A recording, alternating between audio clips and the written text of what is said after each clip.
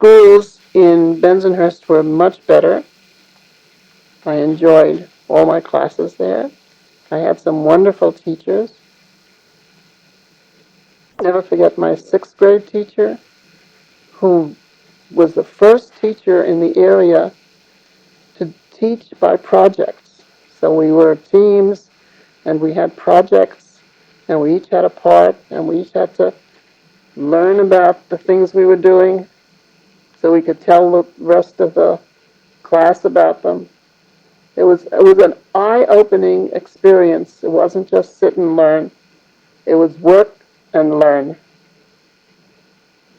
So there were good teachers then. It's nothing to do with the school or the space or anything else.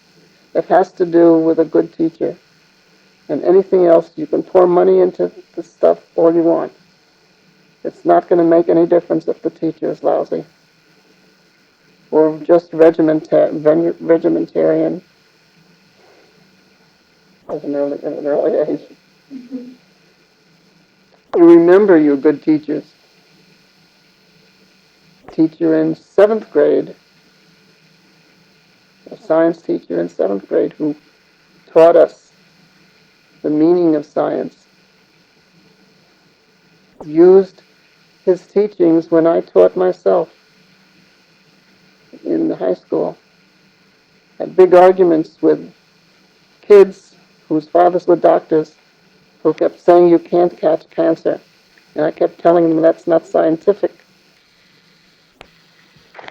I forgot an incident in third grade that I thought was very funny. There I was, perfectly happy in third grade, driving my teachers nuts because they knew I knew all the answers, but I was slow getting them out. So they decided they'd better promote me to that class because I was too smart for the class, but too slow for teaching properly. So they put me a half year ahead into the next class. Things were every half year of those days, not a full year. So I was skipped half a year just because I was too slow.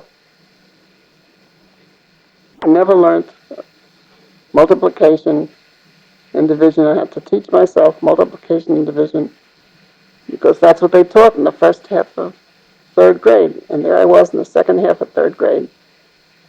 I taught myself very quickly, and I was okay there because everybody else was at my speed. Junior high was again an experimental school in the sense that you could combine eighth and ninth grade, seventh and eighth grade into 1 year. So we gained another year. I gained another year. First of all, my birthday wasn't till November, and I started in September, so I was already gaining half a year. I ended up getting out of high school at the age of 16, along with many, many of my peers, because we had whole classes of students who made 7th and 8th grade in 1 year. And whole hordes of students coming into Brooklyn College at the age of 16, coming into all the city colleges at the age of 16. It was almost a standard entry age. Remember, junior high is a very pleasant time. Some very good teachers. I had a good science teacher. I learned a lot of things that I needed to know, like how to clean a bathroom, how to order the things that you wash when you're doing dishes. You do the forks first, the spoons, then you do the glasses, then you do the order of how you housekeep.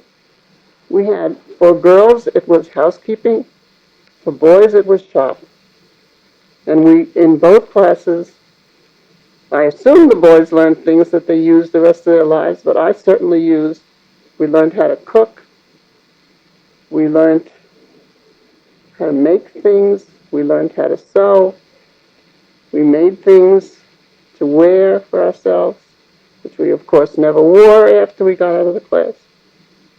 But we learned all these techniques for living as a woman, which was very good at that age, except cleaning the bathroom. Somehow I always ended up cleaning the bathroom. Junior high, that was a good, it was like 2 blocks away from my house, so it was a pretty good experience. And then came school. And I chose, or my parents chose for me, but I think I chose also, to go to a college, to a high school that was a fair distance away instead of the one that was just a few blocks away, because I could learn Hebrew as a foreign language in that high school. So even though I had learned some Hebrew in various places for that time, this was the first time I learned Hebrew as a language rather than rote prayer. And, a wonderful teacher. They were from the Habima, which is the theater group in Israel. They were Israelis. And we put on productions, sort of operettas, and learned Hebrew that way too, by singing songs. We had a great experience. My science teachers were very good. Math teachers, I was one of their pets. I helped grade the Regents exams in trigonometry. They trusted me to do it. I knew how to do the things. It was the same story. I was slow, but I knew how to do everything.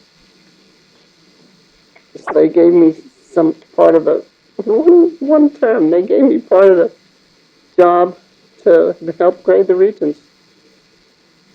In trigonometry was the Regents. That was the end of that. By the time I got into college and met my future husband, I flunked math after being an A student all through high school. I flunked math because he studied with me.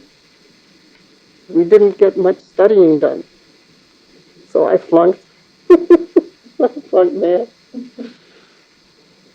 It's a digression. High school was a very good time. I was never active. I worked hard. I enjoyed all my classes. I had problems